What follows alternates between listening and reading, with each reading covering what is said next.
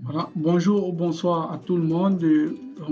Dans cette vidéo, nous allons apprendre à utiliser le logiciel Proteus et aller même jusqu'à la réalisation de notre premier montage qui sera l'allumage d'une lampe via un switch. Nous allons apprendre à rechercher les composants, à connecter les différents composants entre eux et à faire des simulations. Donc, c'est de ça qu'il s'agira dans cette vidéo. Donc, sans toutefois tarder, je vais ouvrir le logiciel.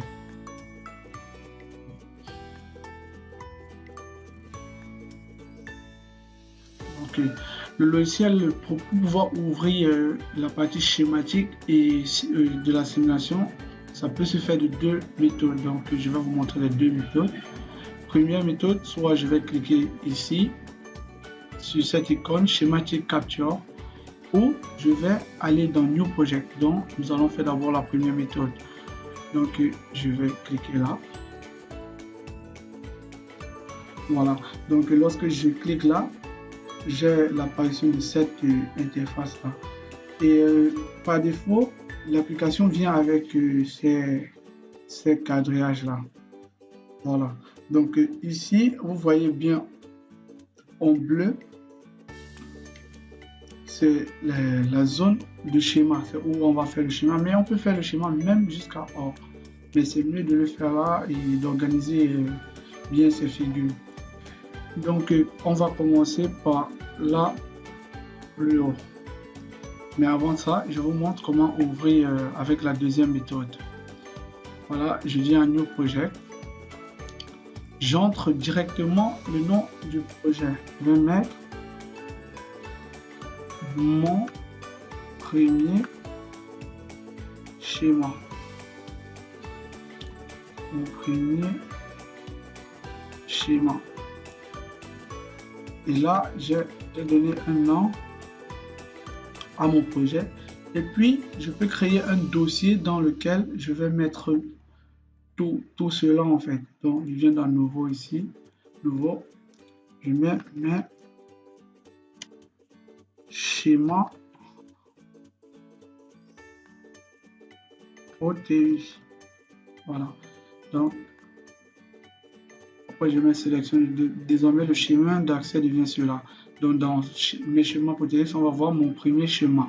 Voilà. Donc, je mets New Project. Parce que si j'appuie sur From Development About, ici, je peux choisir directement les cas de programmation que je peux utiliser. On verra cela dans de prochaines vidéos. Donc, ici, on va mettre juste New Project et je mets suivant. Là, il me demande de choisir la taille de mon espace de travail que sur Proteus. Donc, sur la page qu'on a vu tout à l'heure, affichée avec des quadrilles et le carré bleu. Donc, ici, je peux prendre par défaut, ou bien sous format A3, ou format A4 ou A0 en portrait. Donc, là, ça dépend de nous. Voilà, donc moi, je prends par défaut. Donc, c'est juste le début, en fait. Je vais à Next. Et ici, il me propose si je peux utiliser un des modèles PCB. Donc, nous, on ne va pas utiliser le PCB, donc je préfère passer, en fait. Donc, Next. Et normalement, si je veux peut-être utiliser un microcontrôleur et que directement dans Isis Proteus, je veux le programmer parce que dans cette version, il y a déjà la possibilité de programmer dans Isis Proteus sans plus aller chercher un éditeur de code dans un IDE pour pouvoir programmer des microcontrôleurs. Donc, ici, j'ai pas envie. Donc, si je veux vraiment, je peux choisir là parmi tous les microcontrôleurs que le logiciel prend en compte. Il y a le 8051, il y a même l'Arduino, il y a même le PIC, voilà. Il y a même le Raspberry. Donc, cette fois-ci, on ne va pas utiliser un programmeur. Voici l'ensemble des programmeurs pris en charge. Voilà. Donc, nous allons mettre nos framework project. Je vais à Next. Donc, il me fait un récapitulatif de tout ce que j'ai choisi. Il m'a dit, donc, j'ai choisi que schématique dans l'usage de Proteus uniquement, de Isis Proteus, dans le module Isis en fait. Voilà. Donc, c'est ça que nous avons fait là. Et après, c'est bon, on met Finish. Voilà. Donc, vous voyez que par défaut, les quadrillages sont sortis. Et voilà ma zone de travail tout en bleu. Voilà. Donc, bon, premièrement, nous sommes dans File. Dans File, il y a New Project pour créer un nouveau projet, ouvrir un projet, Open Same Project dans un exemple de projet qui existe déjà. Donc, Save Project, enregistrer le projet sous, fermer le projet, importer une image, importer un projet déjà existant dans import clip. Donc, parce que dans cette nouvelle version, on peut créer même déjà des modules qu'on peut utiliser dans plusieurs autres schémas. Voilà. Export graphique, donc je peux exporter mon schéma sous forme de bitmap, metalfire. Donc voilà. Ici c'est pour imprimer et là c'est l'ensemble des projets travaillés récemment. Voilà. Donc Edit, c'est tout ce qui concerne l'édition du projet sur cette page-là. Dans View, donc ça peut, ici on peut régler la taille des carreaux. Donc vous voyez ici, je clique, la taille des carreaux change. Et plus la taille des carreaux est petite, je peux facilement connecter les éléments entre eux. Voilà. Tools, ici c'est pour la gestion des erreurs. Voilà, je pense bien. Et là, éditer le projet. Donc, comme New Route, ça me permet de créer une autre feuille de travail dans Isis. Donc, si je clique sur New Route, comme cela, donc attendez, je fais CTRL Z pour rentrer. Donc là, on n'a qu'une seule feuille de travail. On dit Route Style 1. Donc, c'est la première feuille de travail. Donc, si je viens dans Design là, et je mets New Route, donc je peux avoir plusieurs feuilles de travail dans mon projet. Donc, je vais un peu plus expliquer. Si j'ai un microcontrôleur ici, donc qui est le cerveau de mon montage, je ne veux pas qu'on le voie apparaître dans mon projet. Qu'est-ce que je fais? Je mets le microcontrôleur sur la première page et je mets les connexions. Et puis, dans la seconde page, je crée une seconde page et que je peux accéder par là.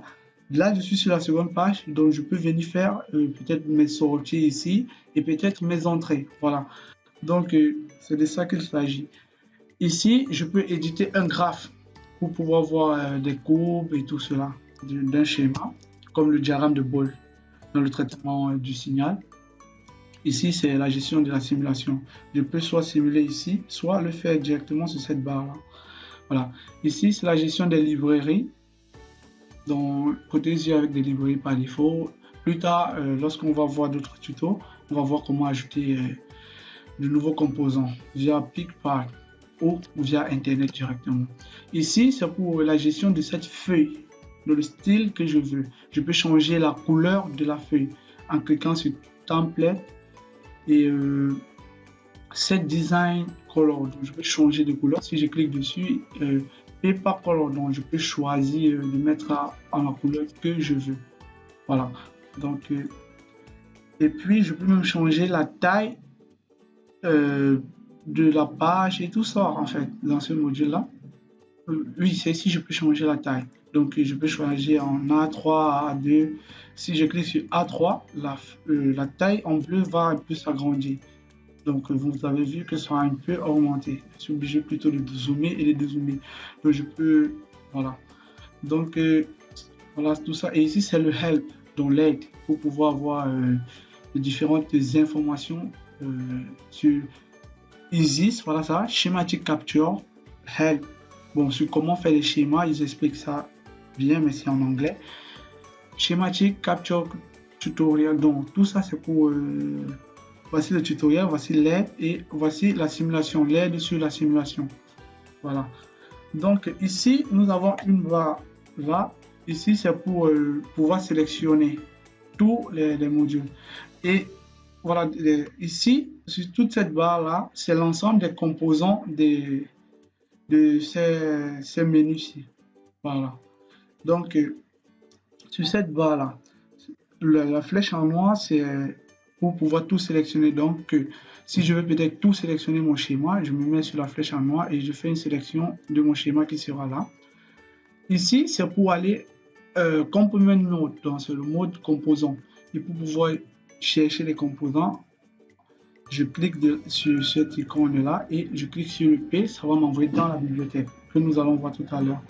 Donc, vous le voir tout de suite. Voilà, lorsque je clique sur cela et je viens sur P, ça m'envoie ici et je peux chercher des composants. Voilà. Donc, celui-ci, je l'utilise pas souvent beaucoup. Ici, ici c'est le lieu où on trouve des alimentations ou des broches à connecter en fait sur le schéma. Comme ici, le ground, c'est la masse, le power, c'est l'alimentation. L'output, ici, c'est les différentes connexions. Donc, on peut faire des schémas sans toutefois avoir des fils de connexion, mais on peut les connecter avec ces liaisons virtuelles. GFOL, input, output, et tout cela. Ici, même le bus, on peut utiliser un bus de données. Donc, lorsque je clique sur le bus, je peux faire un bus de données comme cela. Voilà. Donc, et après, connecter les différents éléments sur le bus. Voilà. Ici, c'est pour pouvoir créer un nouveau composant. Donc, on va l'utiliser quand on va vouloir créer un nouveau composant nous-mêmes. Ici, c'est pour créer des graphiques.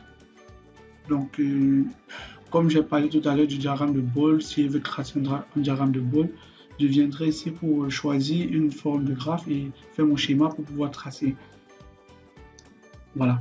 Donc, ici, on a les différentes tensions DC, scene, donc alternative, tout cela, et les symboles sortent directement là, dans ce petit cadre là. Voilà. On peut même avoir une horloge, donc on peut régler et directement on voit un symbole ici d'un signal. Voilà.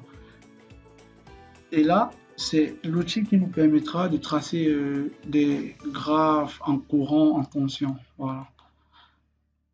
Ici, c'est le menu où j'ai l'oscilloscope, j'ai un graphe analyseur, j'ai un compteur, j'ai un terminal virtuel pour pouvoir envoyer des données sur le port série. J'ai une communication SPI. Donc tout ça, nous allons voir ça. Nous avons un voltmètre, voilà, et un ampèremètre, un voltmètre pour les tensions alternatives et un ampèremètre pour les tensions alternatives, et on a un voltmètre, un wattmètre. Donc voilà un peu ce qu'il y a là. Ici, ça nous permet de tracer, peut-être faire des cadres sur notre schéma et tout ça. Donc, pour pouvoir rendre un peu, bon, pour designer en fait. Voilà. Voilà. Donc, voilà. Donc, tout cela, c'est pour faire. Et si je vais écrire du texte, je peux venir, je clique sur le A et j'écris un quelconque texte. Voilà, comme cela. Bon, ou bien, bienvenue ici, peut-être. Je vais centrer, je centre cela. Ici, j'ai choisi la police. Et je remonte la taille de la police. Et là, je peux mettre en gras, en italique, je souligne, je peux barrer l'écriture. Voilà. Donc, et lorsque je termine, je clique là. Et voilà, bienvenue qui s'est affiché. Voilà. Pour zoomer, j'utilise la molette de la souris. Donc, ou bien j'appuie sur j'appuie directement là, sur cet outil-là de zoom. Et pour recadrer ce que, bon, pour choisir, sélectionner quelque chose que je veux zoomer, je clique sur cet outil. Je clique sur cet outil-là et directement la souris de mon ordinateur devient comme cela. Je sélectionne et je clique, ça zoome ce que je veux en fait. Bon, on utilise ça souvent pour voir si les composants sont bien reliés entre eux. Donc là, on a fait le tour de l'application. Maintenant, je vais plus me mettre dans la réalisation de notre premier montage, qui est l'allumage. Donc, dans la description, je vais vous mettre encore le lien de la vidéo où j'explique comment installer le logiciel Proteus pour ceux qui ne l'ont pas encore. Et aussi, dans cette description, je vais aussi mettre un document PDF qui donne les noms de base des composants les plus utilisés. Voilà. Donc, je mettrai cela dans la description. Voilà. Donc, pour pouvoir faire notre premier schéma qui est l'allumage d'une lampe à partir d'un switch. Donc, je me place en mode composant ici. C'est ce truc qui est comme là au P en jaune. Je clique sur le P et je viens là. Pour cela, j'ai besoin d'une batterie, donc d'une pile ou batterie, d'un switch et d'une lampe. Qu'est-ce que je fais? Je cherche d'abord la batterie, j'écris batterie. Automatiquement, j'ai une batterie comme ça. Et je prends batterie, la première. Et dans la catégorie simulateur primitif, donc DC voltage. Voilà, quand je double-clique, automatiquement, ça vient apparaître là. Puis, je prends le switch, donc en commutateur. J'écris switch ici, et puis je cherche le switch qui est là. Voilà, donc je double-clique, automatiquement, il s'ajoute là. Après, je prends une lampe. Voilà, donc voilà la lampe qui est là. Donc, je vais prendre celle-là. Voilà, pour pouvoir faire le premier schéma. Donc, je vais d'abord enlever le cadre là, les petits carreaux là, avec la touche G de mon clavier. Donc, si j'appuie sur G, ça quitte. Voilà. Donc, je vais d'abord mettre la batterie. Je peux zoomer. Voilà. Je mets mon switch. Et je mets ma lampe. D'accord, là, là. Et pour pouvoir faire des connexions, qu'est-ce que je fais? Je me place à l'extrémité du composant. Mon curseur il vient vers et je clique là. Je me déplace et je clique lorsque je suis arrivé où je veux connecter. Donc, je fais de la même façon. Là, voilà. Donc, je peux ajouter la masse directement. Ground, je viens dans cette option, je mets le ground et je mets une masse là. Voilà. Par défaut, la batterie vient en 12 volts, donc notre lampe en 12 volts, donc on pourra allumer ça facilement. Voilà, étant donné que voilà notre premier schéma, pour pouvoir faire la simulation, je clique sur ce point-là et je peux rabaisser le bouton. Donc, je fais ma simulation comme cela. Voilà. Donc, et maintenant, pour pouvoir voir le sens du déplacement du courant, lorsque je ferme, pour pouvoir ajouter l'animation, je viens dans Système. Donc, j'arrête d'abord la simulation. Je viens dans Système. Je viens Set Animation Options. Donc, je viens là, Show Y Voltage by Color. Show Y Current Which Arrow. Donc, je clique, je coche ces deux cases là pour pouvoir voir le déplacement du courant. Donc, lorsque je clique là, directement, on me dit que quand je vois tout en rouge, ça veut dire que là, le courant veut se déplacer déjà. Donc, si je ferme l'interrupteur, automatiquement, la flèche en rouge montre comment le courant se déplace via l'interrupteur. C'est notre schéma. Voilà. Donc, c'est de ça qu'il s'agissait dans cette vidéo. Et maintenant, donc, pour pouvoir voir la tension, le courant consommé, je vais préférer ajouter un voltmètre et un ampèremètre. Voilà. Et comme nous sommes en courant continu, je vais prendre ces deux-là pour le courant continu. Donc, DC voltmètre et DC ampèremètre. Donc, pour cela, nous savons tous que l'ampèremètre se branche en série. Donc, je branche mon ampèremètre là. Je peux déplacer la lampe là pour que le schéma soit aligné. Et le voltmètre se branche en parallèle. D'accord, voilà ça. Pour pouvoir voir la tension et le courant. Le courant qui est consommé par la lampe et la tension au bord de la lampe. Voilà. Lorsque je clique, on consomme près de 0,5 ampères et presque 12 volts parce que les deux branches sont en parallèle. Voilà. Donc si j'arrête, on voit que c'est 0 ampère et c'est 0 volts. Donc, et à base de cela, on peut déjà calculer la puissance de la lampe. Voilà. C'est de ça qu'il s'agissait dans cette vidéo de la prise en main du logiciel Proteus et la réalisation du premier circuit. Donc je vous remercie et à la prochaine vidéo.